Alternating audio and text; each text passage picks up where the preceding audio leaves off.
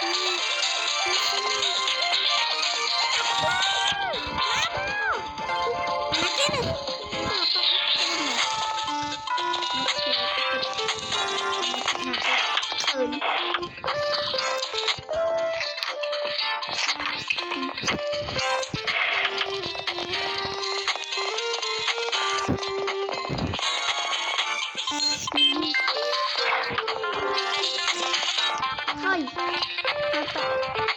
không ra mặt chơi trời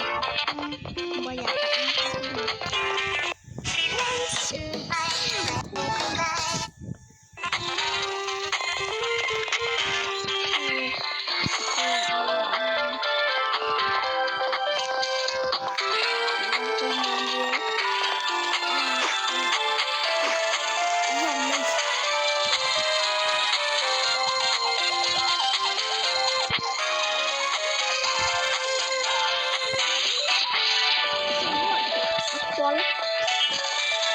chỉ làm bố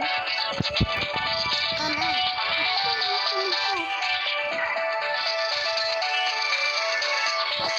hãy cho nó lại như mấy này là lại như mấy này lại là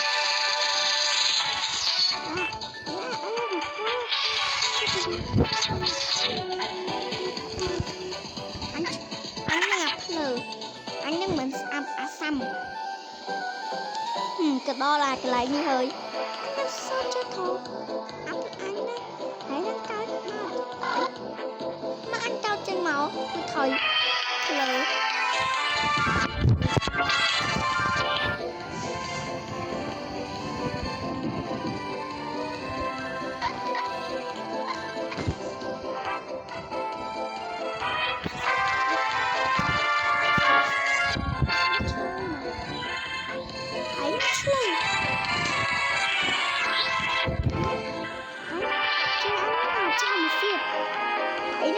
trong xiết mà anh là bao anh hồn nó của cháu nó đây nó của đây tung bắt hồn chắc không phải chồng trong quay một nó mình cái hừ bắp lơ tao nà tứ từ này tha đã tới rồi hai mươi tôi quên nè hai tao nà tới hay tôi chỉ làm lâu tao mà tôi hay tôi kẹt xiên quỳnh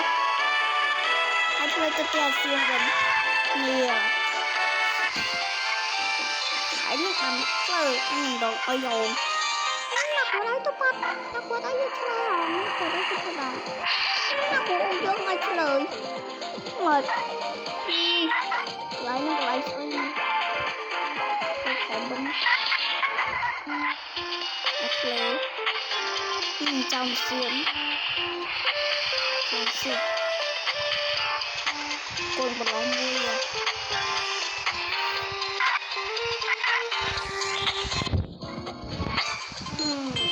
to nó bật rồi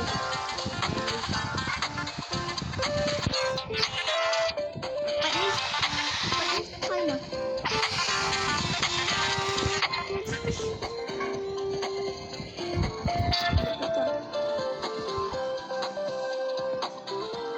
Quỳnh Vinh ơi, chụp để lại cho ha.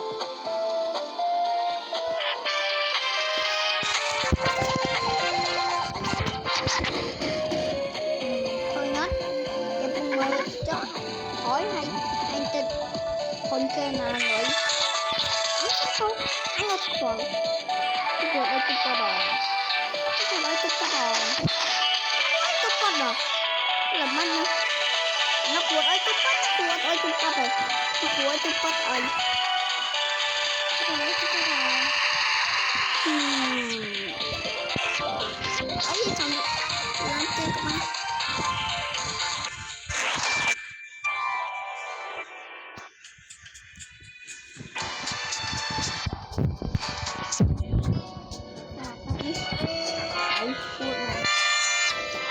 langsung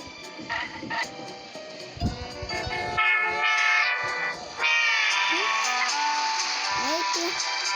cây hàng chuột còn ăn cây hải mối anh từng khơi hổn thấy từng khổng tử đây là cho sim đấy nó thay mà lon cơ rồi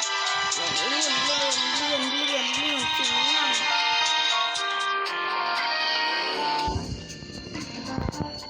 lắm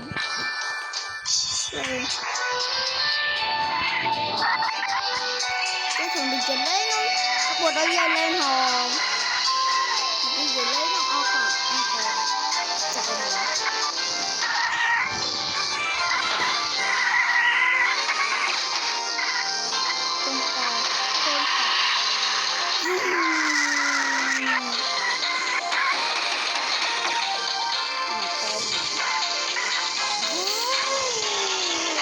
bum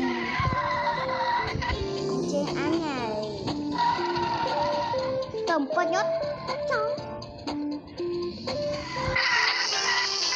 anh chỉ liên tục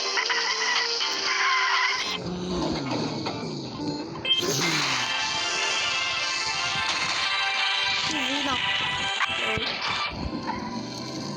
mau vừa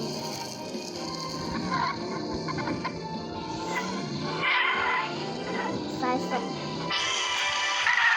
đầu tiên đi khác cũng trong siết ấy